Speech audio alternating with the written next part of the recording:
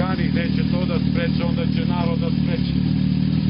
Jer mislim da treba glavu. Hvala vam, izvinite.